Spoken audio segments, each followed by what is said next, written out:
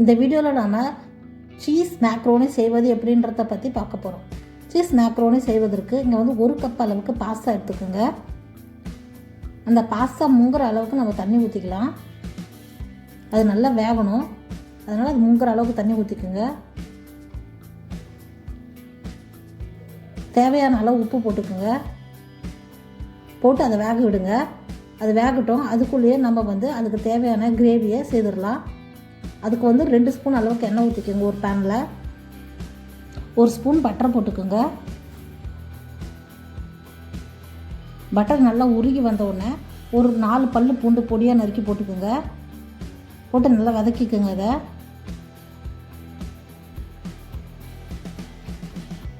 பூண்டு நல்லா வதங்கின உடனே ஒரு பெரிய வெங்காயத்தை பொடியாக நறுக்கி போட்டுக்கோங்க. அதையும் வதக்கிக்கோங்க.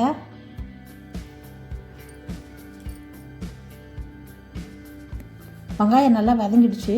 இப்போது 1 ஸ்பூன் அளவுக்கு சில்லி ஃப்ளேக்ஸ் போட்டுக்கோங்க. அதை நல்லா கலந்து விட்டுக்குங்க. அதில் இப்போது 2 தக்காளி நல்லா பேஸ்ட்டாக அரைச்சி அதில் ஊற்றிக்குங்க. அதையும் நல்லா கலரி விட்டுருங்க.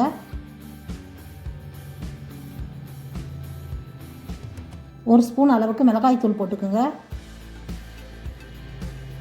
மிளகு பொடி ஒரு 1/2 ஸ்பூன் போட்டுக்கோங்க.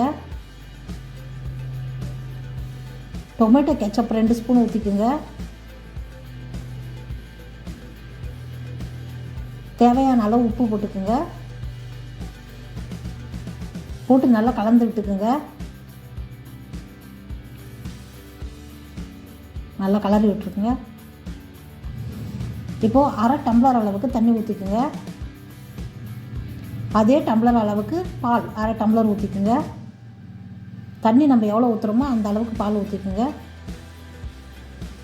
ஊற்றி நல்லா கலந்து விட்டுருங்க.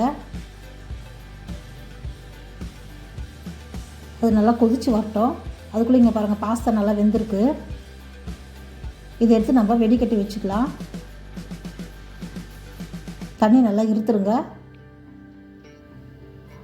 இப்போ இது பாருங்கள், நல்லா கிரேவி நல்லா கொதித்து வந்துருச்சு. இப்போ நம்ம வெடிக்கட்டி வச்சுருந்த பாஸ்தாவை எடுத்து அதில் போட்டுக்கலாம். போட்டு நல்லா கலரி விட்டுருங்க.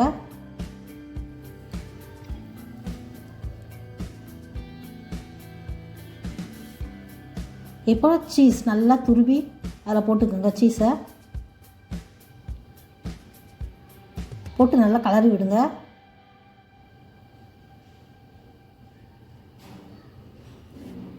பாருங்கள், நல்லா சீஸ் நல்லா உருகி வந்துடுச்சு. நல்லா கிரேவி ஆகிடுச்சு. இப்போ நம்மளுக்கு இந்த மாதிரி டைமில் ஸ்டவ் ஆஃப் பண்ணிவிடுங்க. இதை எடுத்து ஒரு பாத்திரத்தில் வச்சுக்கோங்க.